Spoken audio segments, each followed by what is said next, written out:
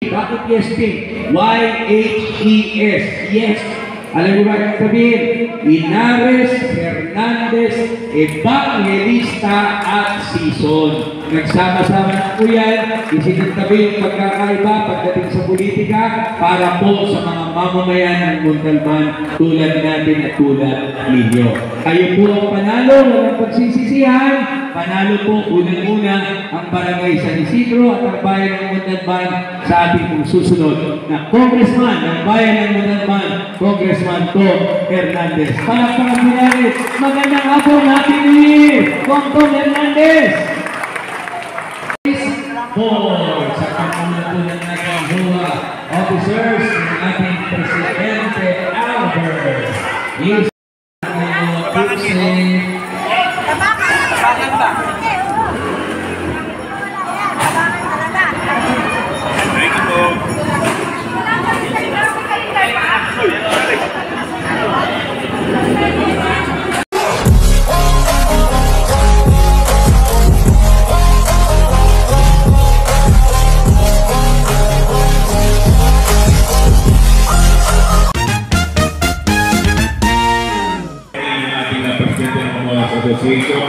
si Pres Albert Isinan, at po natin ng Piskales.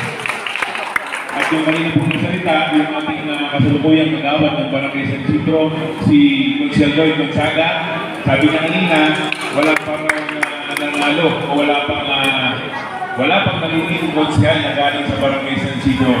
Ano lang, galing sa Barangay San Isidro, yung Vice Mayor at Mayor, kami po ng tatay ko ni Berelio. Kaya tulungan po natin si Nagawad Lloyd Gonzaga upang makarating sa Sangguniang Bayan. Ano?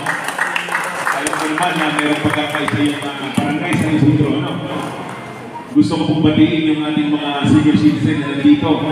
Yung mga CODA, SDPDA, Solo Pere, PWD, BOA, SFT at Volunteer Canot. Papasensya niyo po yung aming kayanan. Ito pong gigs na pong ito ay galing po sa amin ni Mayor Evangelista. Kung mapapansin nyo, lagi kami magkasama ni Meroni. Totoo po yun. Dati po kami nagkalaban sa politika, pero nag-usap po kami upang magkaroon ng pagkakaisa sa bayan ng Montalban. Dahil po sa isang bayan, pag magkakalaban po yung mga nanunungkulan, ang kawawa po ang bayan. Pero kung meron tayong pagkakaisa sa bayan ng Montalban, panalo po kayo mga mayan ng Montalban. Alam po, pangarap po natin dito sa Barangay San Isidro ay magkaroon ng kolehiyo dito sa ating barangay. Dahil yung mga anak natin pupunta pa ng San Jose, pupunta pa ng URS, CGH, sa ibang lugar. Pero kung meron po tayong honest po dito ng kolehiyo dito sa ating barangay, makakamenos po tayo sa access niya. Opo, tama po yan. Meron po tayo si Governor Inares na scholar bayan. So, meron po yung mga anak natin kung sila po yung scholar na 2,500. So, gagawin po natin na 3 yung matatanggap po nila. Gagawin po natin 7,500. Yung pagmakatulong sa mga magulang.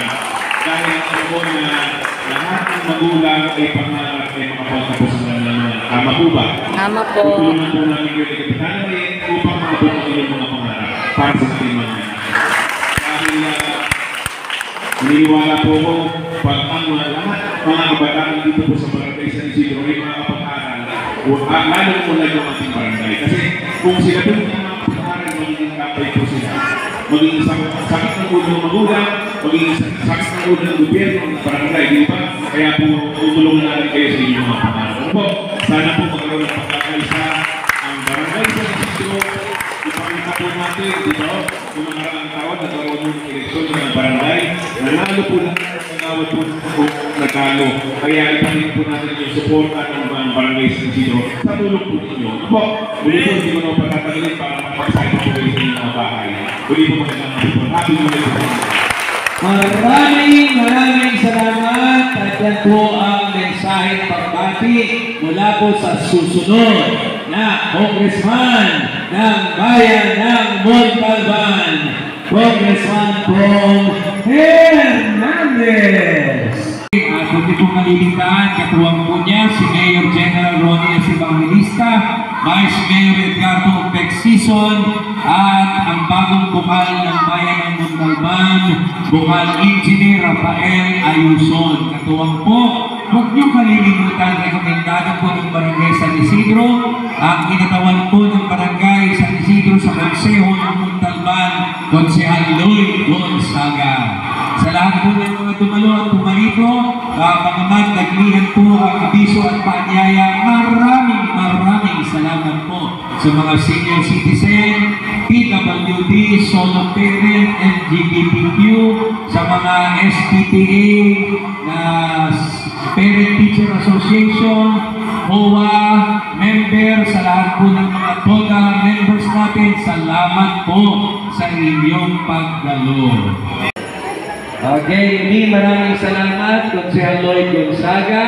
Salamat din sa ating pong susunod na Congressman Tom Hernandez.